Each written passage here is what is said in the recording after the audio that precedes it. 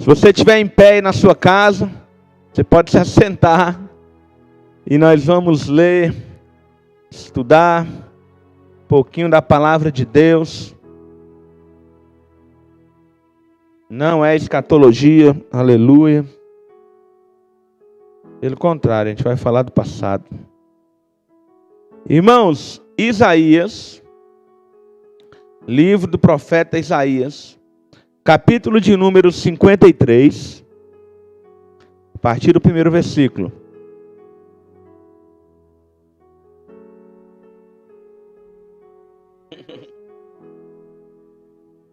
Agora sim. Isaías 53, 1. Vamos lá?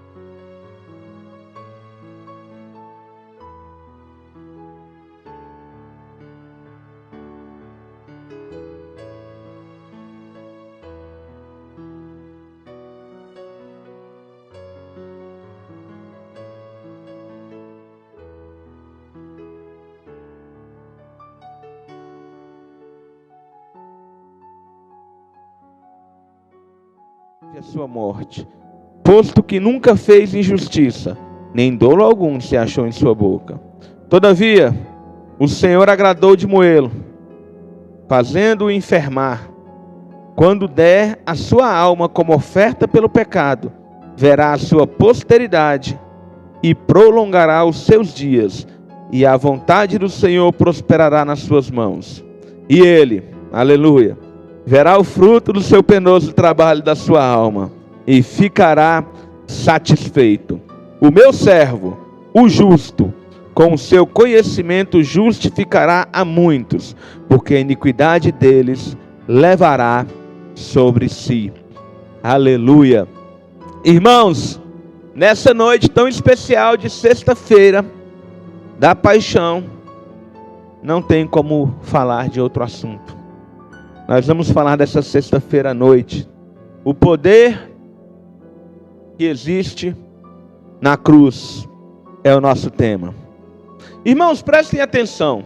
No dia 19 de março de 2014, era lançado aqui no Brasil um filme intitulado como A Paixão de Cristo. 19 de março de 2014, todo mundo já deve ter assistido esse filme. Ele foi lançado aqui no Brasil. Porém, o profeta Isaías, por volta do ano, pouco antes do ano 680, ele tem uma prévia desse filme. Ele consegue imaginar o profeta ali no seu momento na presença de Deus, e de repente o céu ele se abre, e ele começa a ter visões do futuro. E nessa visão do futuro ele começa a ver tudo isso que ele está descrevendo no capítulo 53. E a primeira coisa que ele fala diante de toda aquela cena do Jesus crucificado, do Jesus sendo açoitado, do Jesus sendo injustiçado, a primeira coisa que ele percebe, a primeira coisa que ele indaga é quem é que vai acreditar nessa história. Ele começa o capítulo 53 falando quem creu em nossa pregação. E a quem foi revelado esse mistério? A quem foi revelado o braço do Senhor? Irmãos, os profetas antigos, eles trouxeram muitas revelações acerca de Jesus. Só que a maioria delas era acerca da segunda vinda de Jesus. E a segunda vinda de Jesus, irmãos, será majestosa. Jesus, ele vem, todo olho virá, vai ser uma coisa extraordinária. Então teve um erro aqui de interpretação. Porque muitos interpretaram a segunda vinda como primeira vinda. E eles agradavam Jesus se revelando como esse rei. E aí de repente Isaías, ele vê um servo sendo açoitado, sendo maltratado e sendo crucificado. E Isaías fala: quem creu nessa pregação? Quem é que vai acreditar nessa história? Irmãos, sobre o processo da cruz, eu preciso falar duas coisas sobre esse processo, para a gente poder começar essa mensagem assim, bem para cima. Por que eu vou falar essas coisas? Porque existe uma tradição na sexta-feira da Paixão, que é um dia, acabou se tornando um dia triste. Acabou se tornando um dia que é um dos feriados mais respeitados do Brasil. Aquele cara que toma uma bebida alcoólica todos os dias, ele tenta respeitar essa sexta-feira santa, porque é um dia, vamos dizer assim, é um dia de luto. É um dia onde muitos não comem carne vermelha. Existe uma série de tradições, existe um misticismo por trás desse dia de hoje. Porque é um dia de luto, é um dia triste.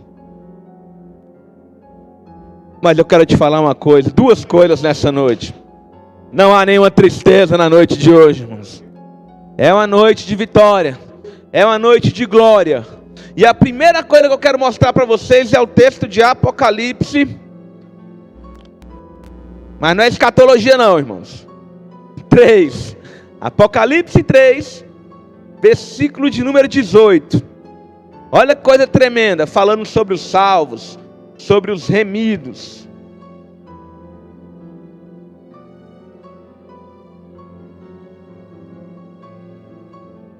Glória a Deus. É 13, né? Não é 3 não, irmãos. 3. Apocalipse 3, 18.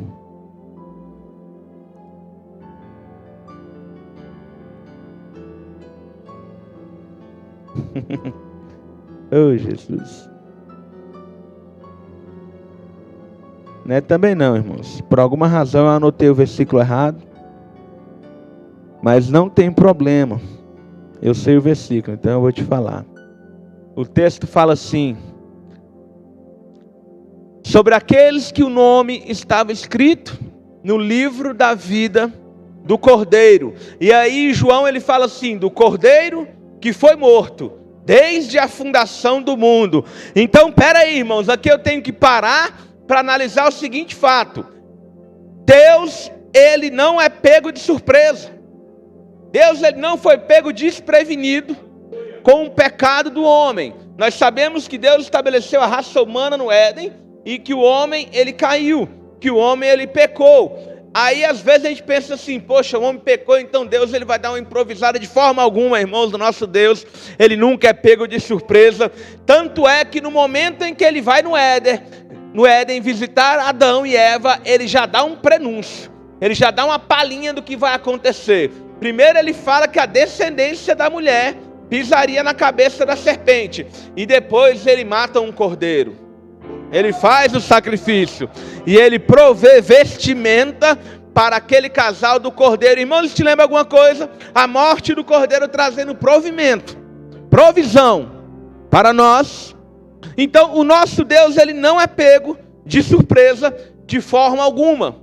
E a outra coisa que eu quero te falar é que às vezes a gente olha para o processo da cruz e a gente fica com muita dó de Jesus, porque principalmente quando a gente vê filmes é tudo muito tenso, é tudo muito triste.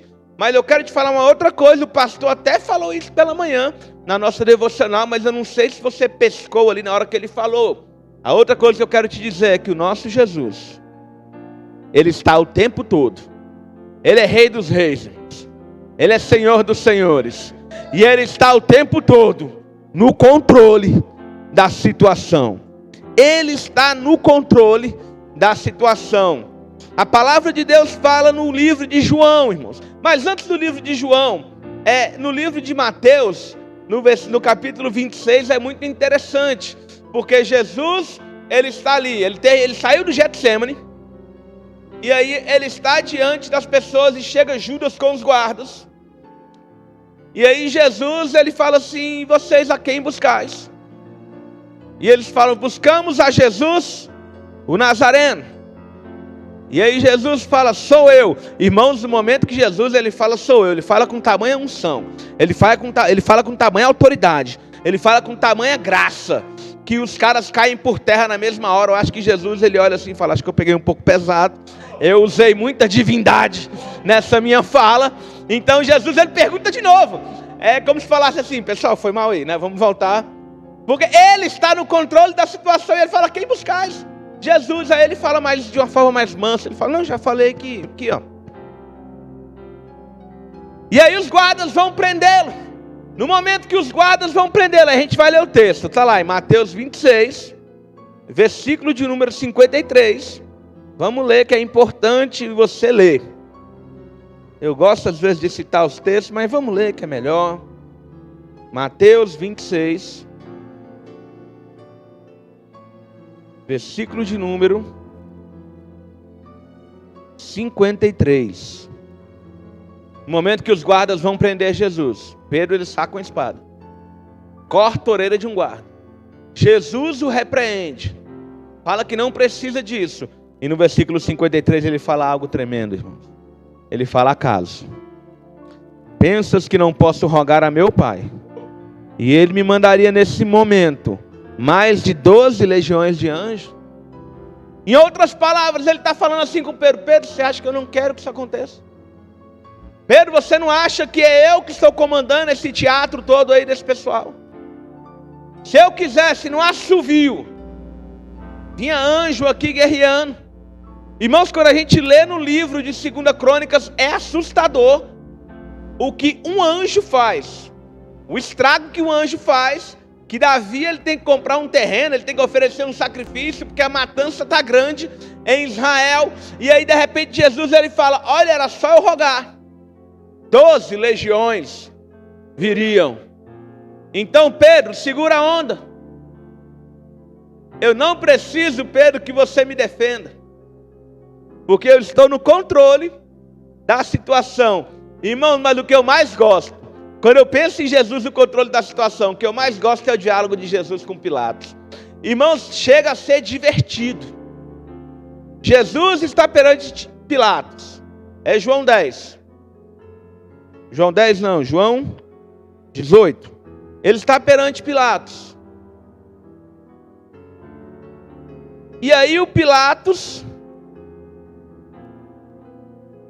ele fala para Jesus assim. Se você quiser acompanhar o texto, é João 19, versículo 10 e 11. Ele fala para Pilatos, Pilatos fala para Jesus assim: responde alguma coisa. E Jesus calado, como Isaías profetizou. E Pilatos fala: você não sabe que eu tenho autoridade para mandar te soltar e mandar te crucificar? Imagine Jesus se ajeitando, enchendo os pulmões de ar, olhando dentro dos olhos de Pilatos e falando assim: autoridade nenhuma você teria, se do alto não te fosse dado. Deixa eu destrinchar essa fala de Jesus para vocês. Irmãos, nós sabemos que nesse momento que Jesus está falando isto, Jesus ele está na terra no seu ministério terreno. Mas nós sabemos que Jesus ele não nasceu no Natal, irmãos. Ele tomou forma humana no Natal, é diferente. A palavra de Deus fala que no princípio era o Verbo estava com Deus e o Verbo era Deus.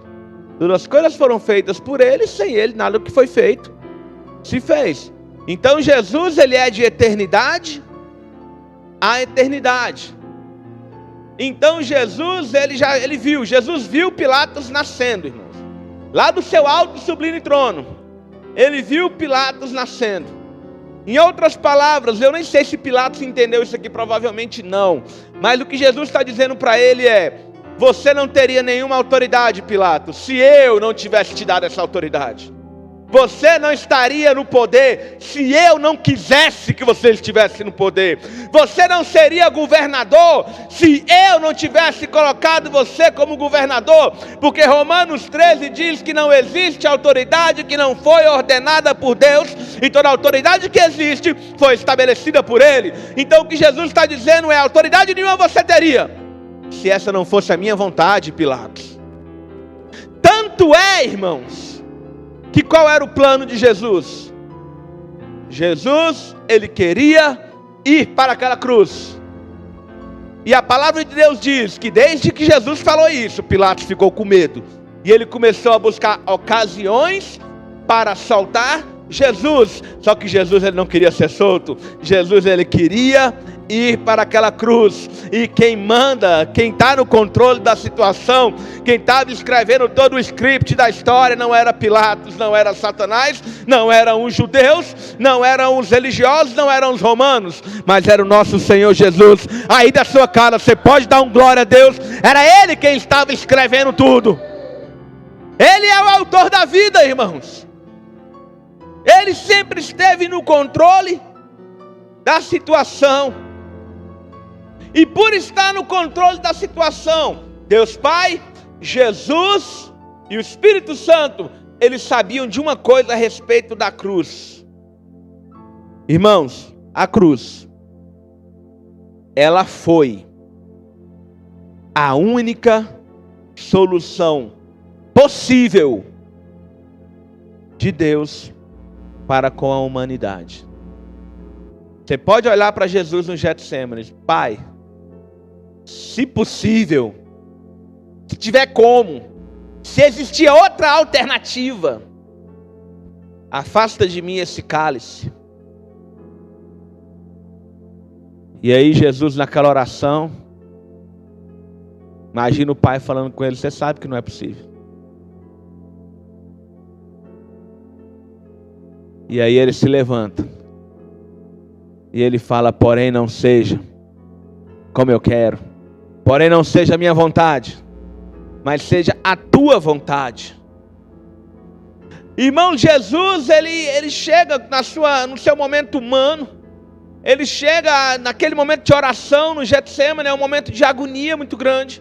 A gente ia precisar assim de uma série de pregações só para falar do Getsêmani, só para falar daquela oração. E Jesus, ele está na agonia tão grande que ele está transpirando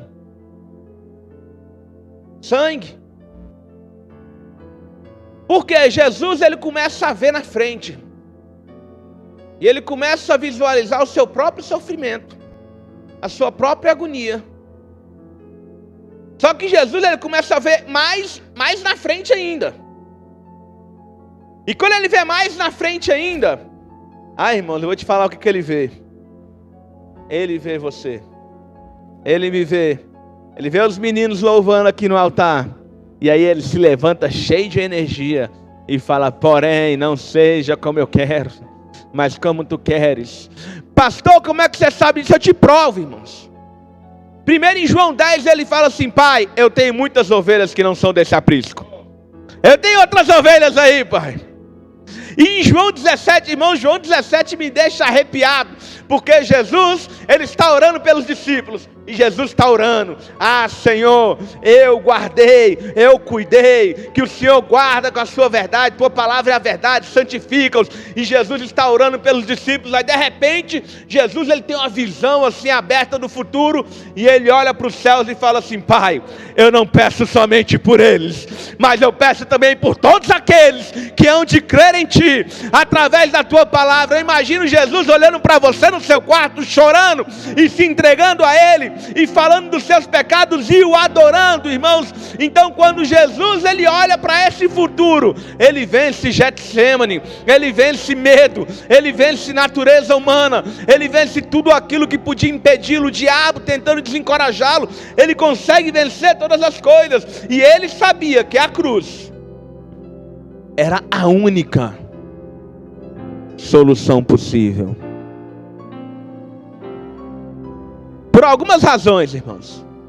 Primeiro, nota aí, se você tiver, a cruz e somente a cruz, ela consegue mostrar a justiça de Deus para com o pecado, e ao mesmo tempo mostrar a misericórdia de Deus para com o pecador. Irmãos, isso é humanamente impossível, porque humanamente pensando, ou eu sou justo, ou eu sou misericordioso, porque a justiça da lei diz que a alma que pecar, essa morrerá, e a misericórdia oferece perdão. Mas espera aí, se eu estou oferecendo perdão, eu não estou sendo justo. Eu não estou dando para aquele pecador aquilo que ele merece. Mas se eu estou fazendo justiça, eu não estou sendo misericordioso. Para nós, réis mortais, não tem como, é impossível. Mas o próprio Jesus uma vez falou um negócio assim, que para vocês homens parece impossível, mas para Deus, nada é impossível. Pastor, então Deus deu um jeitinho brasileiro? De forma alguma. Deus burlou as regras, Deus ele nunca faz isso. Então como é que é? Aí entra a cruz, irmãos. A alma que pecar, ela morrerá. O pecado ele precisa ser pago. Quando o homem ele pecava, ele tinha que fazer expiação por esse pecado. O sacerdote vinha uma vez por ano para fazer expiação pelo pecado de todo o povo. Mas aí vem Jesus, irmãos, que é o sacerdote, segundo a ordem de Melquisedeque, e ao mesmo tempo é o sacrifício. Ele é o cordeiro. Eu me lembro, e aí eu fico arrepiado, pastor Ricardo, porque eu me lembro do Abraão. O Abraão, irmãos, é muito lindo.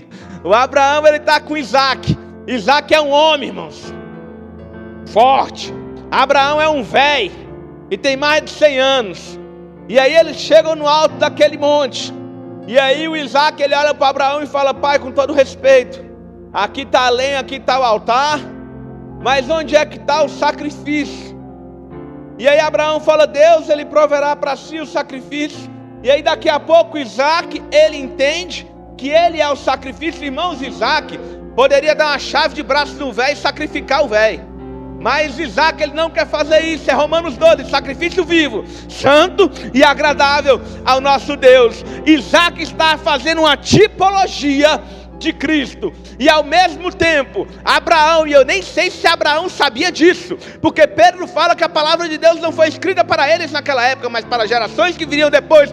Abraão, eu nem sei se ele sabia, mas ele está falando do Jesus. Ele está falando: olha, Deus ele proverá para si o sacrifício. Vai ter um sacrifício, ô Isaac, e é Deus quem vai prover esse sacrifício. Não é um sacrifício terreno, não é um sacrifício que a gente cria, que a gente engorda esse sacrifício e depois sacrifica. Não, é o sacrifício provido por Deus. Irmãos, e ninguém entendeu nada quando Jesus ele começa a pregar: a minha carne ela é verdadeira comida, e o meu sangue ele é verdadeira bebida, e as pessoas, eu sou o pão vivo que desceu dos céus. E as pessoas começam a falar: duro é esse discurso. Irmãos, vou te falar uma coisa: esse discurso não era duro. Duro é ir na cruz por minha causa, duro é ir na cruz por sua causa, duro é sofrer o justo pelo injusto. Isso sim é duro, mas Jesus ele sabia muito bem aonde ele estava se metendo. E eu falo de novo, ele estava no controle de toda situação, e ele sabia muito bem o que ele estava fazendo ali. Irmãos, a cruz, ela é escândalo para os judeus, porque para o judeu a alma que pecar, ela tem que pagar. O judeu, ele gosta de apontar o dedo. Se esse homem está na cruz, é porque ele é um miserável, é porque ele é um pecador. Cadê? Desça na cruz que nós vamos crer em ti. Salvou a tantos, não consegue salvar a ti mesmo. Então para o judeu aquilo é um escândalo. E para o grego, versado em toda a sabedoria humana, versado nas ciências, a cruz não faz sentido nenhum, irmãos. Escândalo para os judeus, loucura para os gregos. Irmãos, mas para quem conhece os mistérios de Deus, é poder de Deus na salvação de todo aquele que crê. Então, irmãos, a cruz, ela pode ser escândalo para lá, ela pode ser loucura para aqueles lá, mas para nós, irmãos, é poder de Deus, para nós é glória de Deus. 1 Coríntios 1,18, ela fala disso. Então, irmãos, ela foi a única saída, porque ela, somente ela, mostra essa justiça e mostra essa misericórdia. Irmão, Jesus, naquela cruz, ele deu um brado, onde ele disse assim: está consumado. No original ele dizia tetelestai. Tetelestai, irmãos, é uma palavra que ela não tem assim uma tradução tão literal na nossa língua. Então traduziu-se como está consumado. Mas eu vou te falar o que é o tetelestai. Era muito comum naquela época vender-se escravos, mas sempre existiram pessoas de bom coração, sempre existiram pessoas que Deus ele levantava, e muitas vezes algumas pessoas iam lá naquelas feiras abertas, compravam aquele escravo, mas não compravam para ser escravo. Na verdade eles estavam pagando pela liberdade daquele homem, e quando aquilo acontecia, era colocada assim uma placa na cela dele escrito tetelestai, ou seja, ele está livre, ele está liberado. E você consegue imaginar Jesus na cruz, olhando para a humanidade presente, olhando para a humanidade futura, vendo a mim e vendo a você, dando um brado: Senhor, eles estão livres, Pai, eles estão libertos, porque eu estou rasgando agora o escrito de dívida que havia contra toda a humanidade. Irmãos, a cruz, e somente a cruz tinha esse poder. Por isso ele vai como um cordeiro mudo, sem mácula, sem defeito, mas mudo.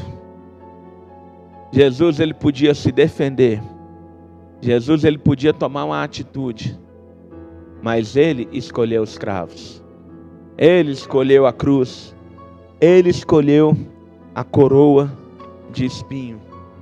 Uma outra razão de que a cruz era a única coisa possível, porque a cruz, irmãos, e somente a cruz, ela bloqueia a maldição que existia sobre a terra e sobre a humanidade. A palavra de Deus diz que maldito é aquele que for pendurado no madeiro. E o apóstolo Paulo fala que ele se fez maldito por mim e por você. E é interessante, irmãos, que os guardas, coitado daqueles guardas, irmãos, eles acham que estão fazendo o que eles querem, eles acham que estão fazendo chacota, eles acham que nada estava no projeto de Deus. Então, enquanto Jesus é entregue para ser açoitado, eles pegam uma coroa de espinhos, eles cravam aquelas coroas de espinhos na cabeça de Jesus e começam a zombar de Jesus. Mas, irmãos, eu vou te falar uma coisa: ele levou os espinhos. Você sabe onde é que a palavra espinho é mencionada pela primeira vez na Bíblia Sagrada? Vamos dar uma olhada? Gênesis, capítulo 3.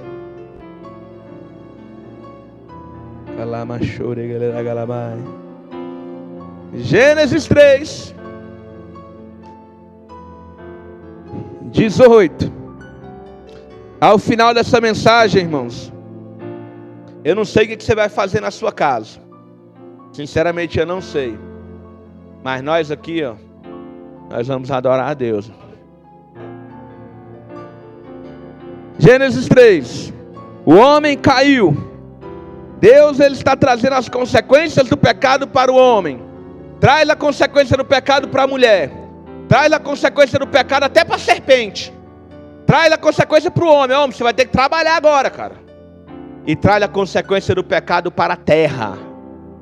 Ele fala: ela produzirá também espinhos e abrolhos, e tu comerás da erva do campo.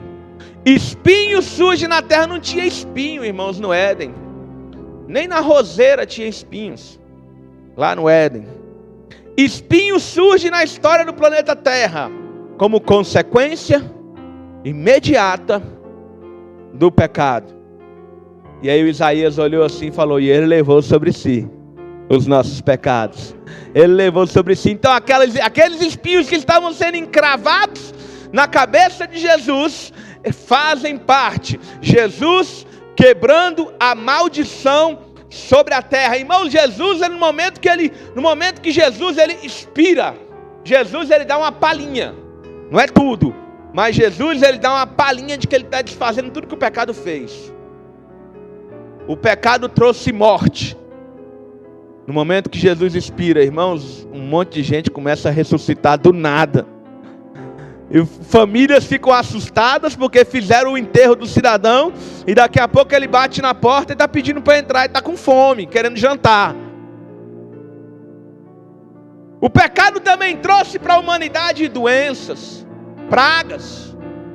Mas no momento que Jesus ele entrega o seu espírito, leprosos, que era a pior doença da época, era pior do que o coronavírus, irmãos, porque definhava a pessoa. Leprosos começam a ser purificados. Pessoas que estavam isoladas de suas famílias, pessoas que eram motivo de vergonha, eles começam a se ver limpos. E os sacerdotes, irmãos, os sacerdotes não entendem nada, porque os sacerdotes nunca deram tanto atestado de limpeza em tão curto espaço de tempo para tanta gente. O pessoal fazia fila de leproso que foi purificado e queria ser consultado pelos sacerdotes. O pecado também, irmãos,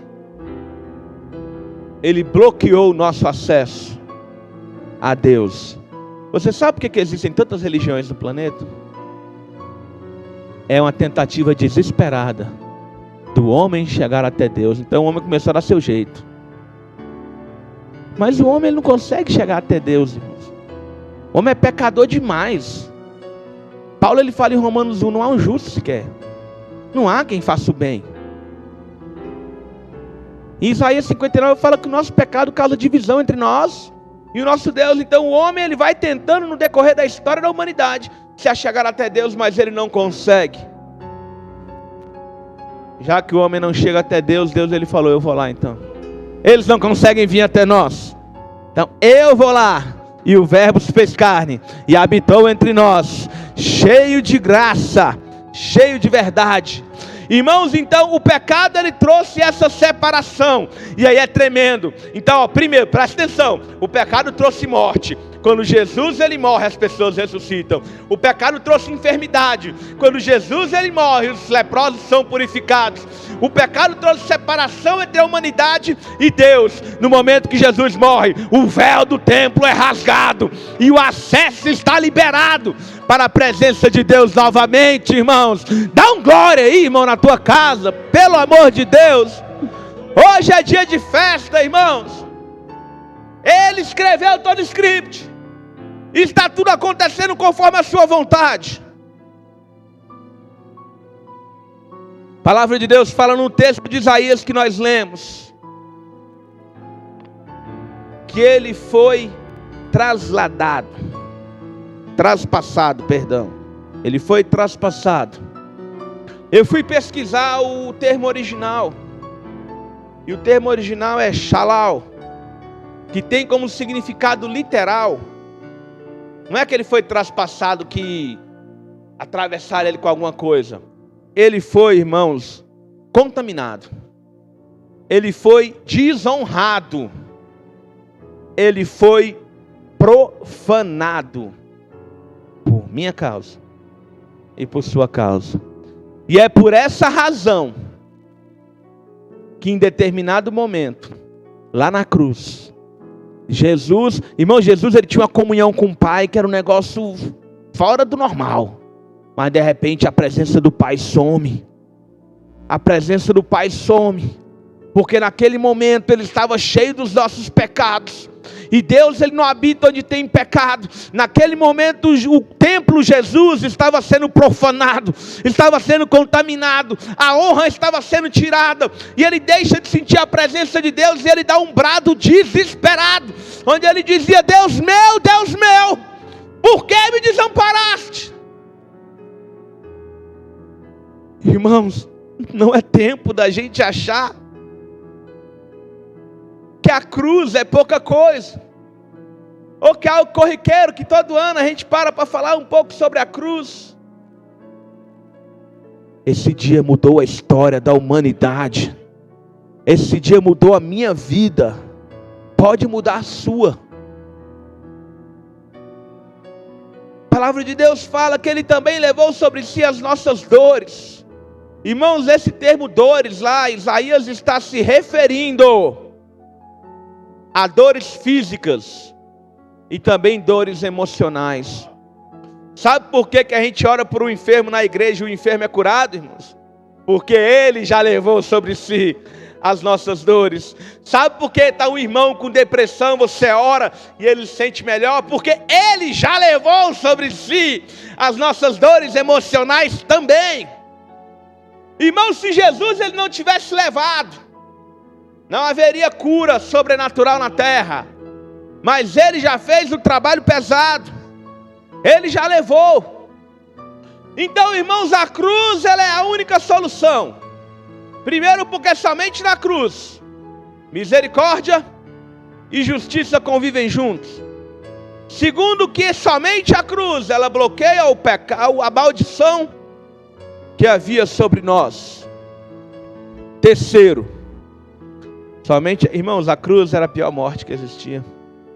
O romano, ele guardava a cruz para os piores criminosos, porque era uma morte lenta, de muito sofrimento e de muita vergonha. A cruz, ela também demonstra o amor de Deus para conosco. Jeremias 3,13, abre aí na sua Bíblia. Jeremias 3, Jeremias 31,3, 3,13. Eu coloquei um do outro lado. 31,3. Aí o irmão que vai postar o vídeo aqui na tela quase saiu correndo da igreja. Jeremias 31,3.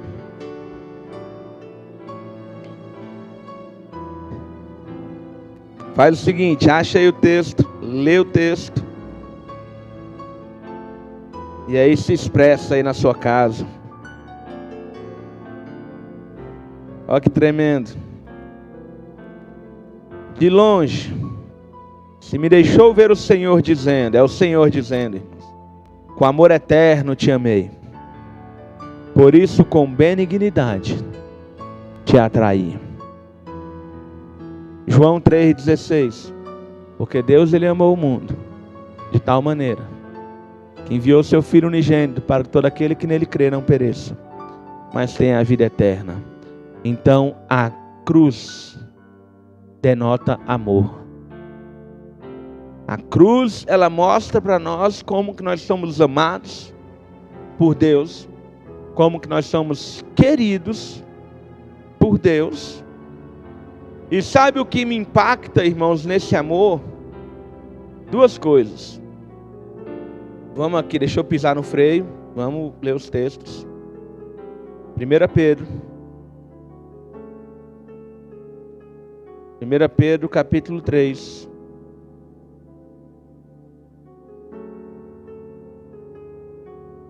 Versículo de número 18.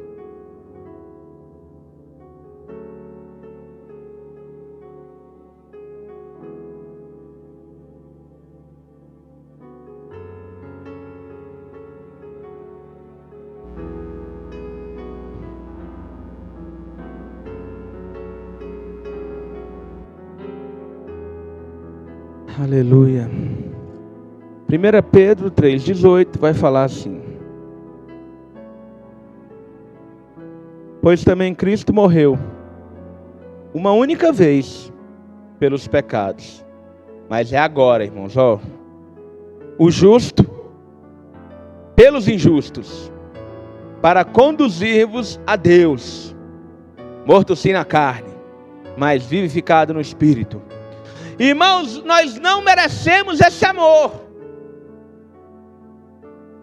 O justo padecendo pelos injustos. Então a cruz, ela demonstra o amor de Deus por mim, e é um amor tão grande que é um amor que eu não mereço.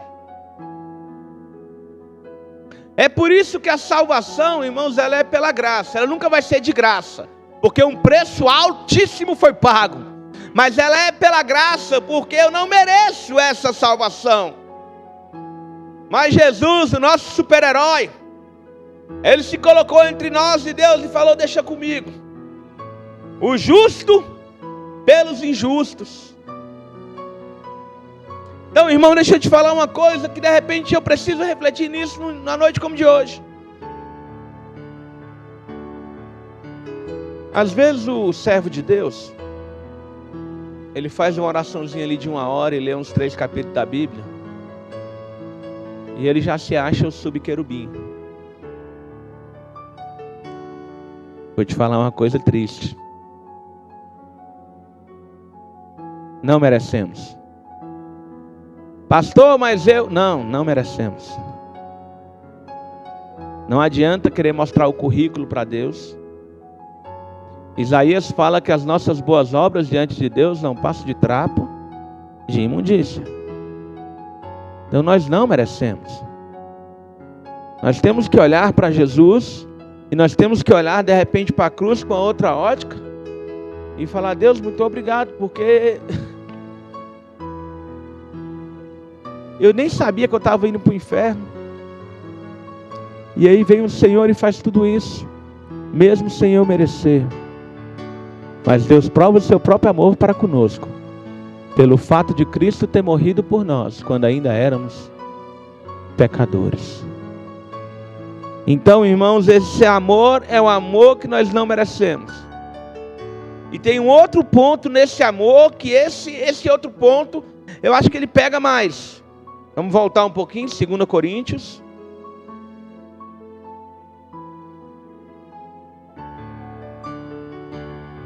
Irmãos, compartilha esse culto. Compartilha, que você só vai ter a ganhar. 2 Coríntios.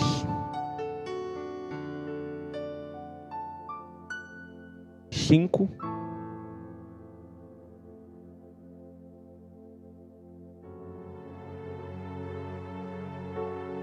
Quatorze.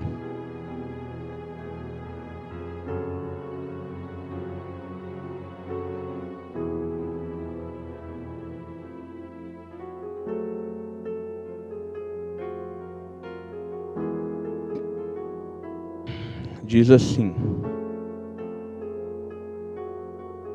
pois o amor de Cristo nos constrange, julgando nós isto, um morreu por todos, logo todos morreram. Irmãos, vamos entender. O amor de Cristo nos constrange. Essa palavra constrange, ela é sumesho no grego, que ela tem um significado, não é bom não. Ela significa pressionar por todos os lados. Irmãos, olha só que coisa forte. Deus, ele me ama, aleluia. Com amor eterno te amei, com benignidade te atraí, glória a Deus. Deus amou o mundo de tal maneira, pastor, isso é tremendo demais. Só que esse amor, a palavra de Deus, ela fala que esse amor, ele me constrange. Esse amor, ele me coloca contra a parede e fala: e aí, velho, o que você vai fazer com esse amor? No original, constrange é pressionar por todos os lados. É tipo, não tem para onde correr, eu estou sendo pressionado por todos os lados. Ah, pastor, eu uma vez saí daquela igreja, porque lá na igreja era muita pressão. Irmão, eu vou ter que te falar então, você vai ter que sair do amor de Deus. Porque o amor de Deus, ele me pressiona por todos os lados. A vida cristã, entrar nesse barco chamado amor de Deus, é um barco que ele é apertado, ele me pressiona. Eu não vou usar o termo barco, não é que não foi o termo que Jesus usou. Ele usou o termo caminho. Como é que é o caminho? Como é que é a porta? Pressiona, irmãos. É apertado. É estreito. Quando ele fala que... Deixa eu falar uma bobagem para vocês. Eu sempre imaginei uma porta estreita e um caminho apertado, tipo uma fila indiana, onde só passa um de cada vez. Mas não é isso que Jesus está dizendo, não, irmãos. O que Jesus está dizendo é que eu estou sendo pressionado a tomar uma posição, a ter uma postura diante de Deus. E somente nessa postura é que eu consigo continuar nesse caminho. Antes de Jesus falar, Isaías ele já falava desse caminho. Isaías fala assim, um caminho chamado santidade. Então, irmãos, deixa eu te falar. Preste atenção no que eu vou te falar agora. Fazer parte desse amor, ser participante desse amor, exige uma vida abnegada. Existe que eu me enquadre nos preceitos de Deus. Determinado momento da sua carta, Paulo fala para Timóteo assim: Timóteo, guarda o bom depósito. O que é o depósito? O que é o bom depósito? É o conteúdo doutrinário do Evangelho. Paulo está falando, Timóteo, anda em cima da linha. Em outra oportunidade ele fala, tem cuidado de ti mesmo e da doutrina, porque fazendo isso salvará tanto a ti, como aqueles que te ouvem. De repente os meus parentes, eles estão tão longe de Deus. Mas talvez eu também esteja.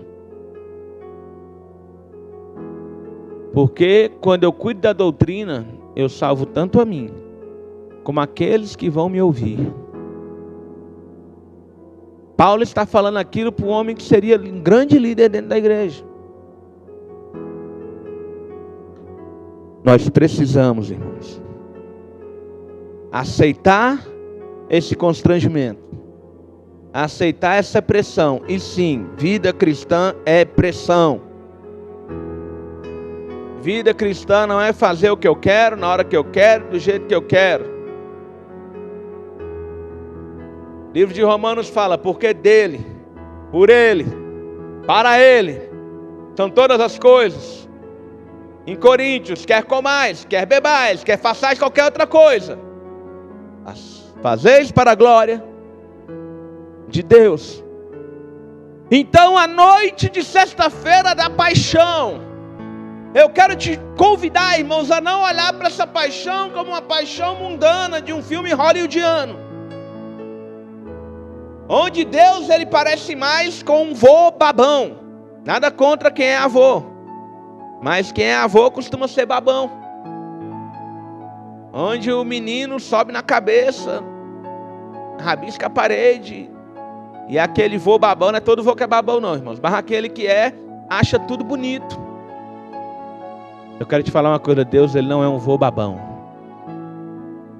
Deus ele é um pai que disciplina os seus filhos, um pai que ama, mas é um amor constrangedor. É um amor onde Deus ele espera retorno. Não na mesma medida, porque nós não conseguimos, mas dentro daquilo que a gente consegue caminhar, Deus ele espera retorno da nossa parte. Vocês querem ver uma coisa? Vamos ler um outro texto. Está em Lucas. Deixa em Lucas 9. Vamos voltar rapidinho. A cruz, ela demonstra, irmãos, só para a gente recapitular. Ela foi o único jeito, porque somente nela, perdão e misericórdia caminham juntos. Também somente a cruz pôde arrancar a maldição da humanidade. Terceiro, ela demonstra o amor de Deus para conosco. Agora quarto, irmãos, esse quarto, segura aí na poltrona se você tiver, pra você não cair dela. Também foi falado pela manhã, não sei se você pegou quando o pastor estava pregando. A cruz, ela demonstra o amor. Só que mais do que demonstrar o amor de Deus, porque para Deus demonstrar o amor dele por nós, irmãos, não precisava de cruz não, ele demonstraria de outras formas. Mas a cruz, ela demonstra acima de tudo quão grave é o meu pecado, quão pesado é o meu pecado, a ponto de Jesus vir ser a única alternativa para a expiação desse pecado. Então a cruz, ela demonstra como o meu pecado ele é tenebroso, como o meu pecado ele é terrível. Vamos ler o texto? Está lá, Lucas 9.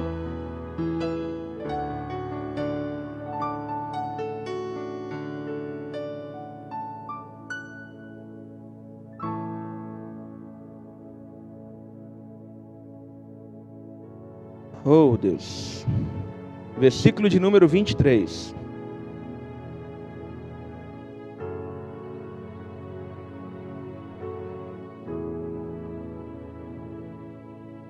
Vou ler e explicar depois, né? Porque esse versículo ele é mal interpretado demais.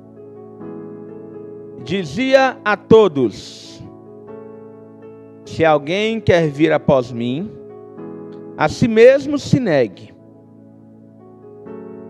dia a dia, tome a sua cruz e siga-me. Vamos segurar aqui por enquanto. Irmãos, presta atenção. O que Jesus está querendo dizer quando ele fala que eu tenho que tomar a minha cruz e segui-lo? Às vezes a gente pensa na cruz como fardo. De repente você já ouviu, ou você já falou assim, ó: esse fulano é minha cruz. Tem que ficar aguentando aqui. O pastor falou um negócio, eu não vou falar o que o pastor falou não, não vai dar problema.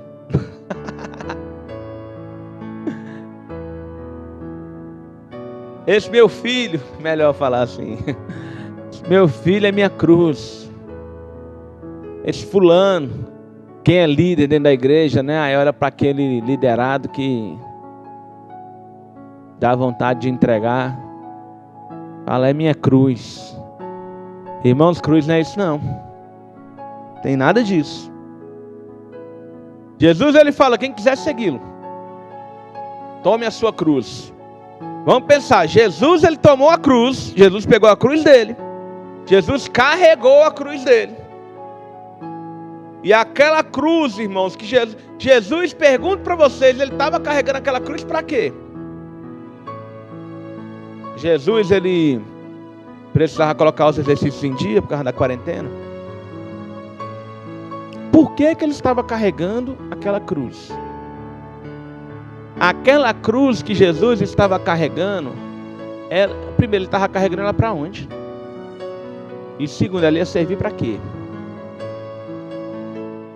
Jesus estava carregando aquela cruz para o local da sua morte. E aquela cruz serviria para matá-lo. E Jesus, ele olha para mim e para você e fala assim: se você quiser seguir-me, se você quiser ser meu discípulo, você precisa pegar a sua cruz, carregar até o local da sua morte e deixar essa cruz te matar. Vou te provar que eu estou falando a interpretação correta. Vamos continuar a leitura? Versículo 24 e 25. Pois quem quiser salvar a sua vida, perdê-la-á. E quem perder a vida por minha causa, esse a salvará. Que aproveita o homem ganhar o mundo inteiro e perder a sua própria alma? Irmãos, que aproveita o homem ganhar o mundo inteiro se ele vier a perder-se? Se ele vier a trazer dano para si mesmo. Então Jesus, ele está falando assim: quem quiser vir após mim vai ter que morrer também. Porque uma vez, irmãos, que Jesus, ele morreu pelo meu pecado, eu preciso, não é opcional, eu preciso morrer para o meu pecado também. É nesse sentido que ele está falando: quem quiser viver, quem quiser ser dono da sua vida, quem quiser fazer o que quer, na verdade vai perder a vida. Agora quem está disposto a morrer, quem está disposto a se entregar, quem está disposto a viver não segundo as suas regras, mas segundo as minhas regras, esse vai ter a vida salva. Vamos ler um outro texto. Está em Gálatas. O de Gálatas é mais claro. Gálatas 6, 14.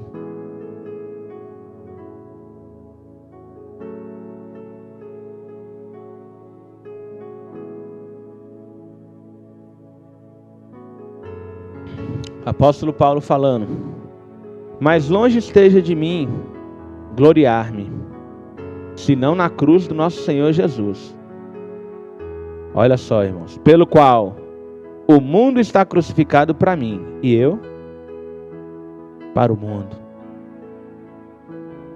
Achou pouco? Vamos ler outro. Esse outro nem está no script, mas eu vou ler aqui, já que eu estou no livro de Gálatas, capítulo 2,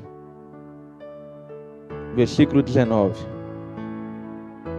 Porque eu, mediante a própria lei, morri para a lei, a fim de viver para Deus. Estou crucificado com Cristo. Logo já não sou eu quem vivo, mas Cristo vive em mim. E esse viver que agora tenho na carne, vivo pela fé no Filho de Deus, que me amou e a si mesmo se entregou por mim. E Paulo, ele entende que esse amor é o amor que constrange. Então, irmãos, eu preciso te perguntar nessa noite de paixão de Cristo, nessa noite de sexta-feira da paixão, o que é que você vai fazer? Alguma decisão ela precisa ser tomada. É por isso, irmãos, que a palavra da cruz, ela é loucura para alguns. Porque como é que ele me deu vida e eu tenho que morrer? Isso é loucura. É por isso que a palavra da cruz, ela é escândalo para outros. Deus me deu a minha vida para que eu cuide dela. Mas para quem entende e para quem vive a palavra da cruz, irmãos, ela é salvação, ela é poder, ela é glória. Então, irmãos, essa noite de sexta-feira, o que estava acontecendo nessa noite de sexta-feira? O nosso Senhor, ele estava sendo castigado. O nosso Senhor estava sendo moído. A própria palavra de Deus fala que agradou-se a Deus em moê-lo. Ele estava sendo traspassado. Ele estava sendo injuriado. Ele estava sendo amaldiçoado.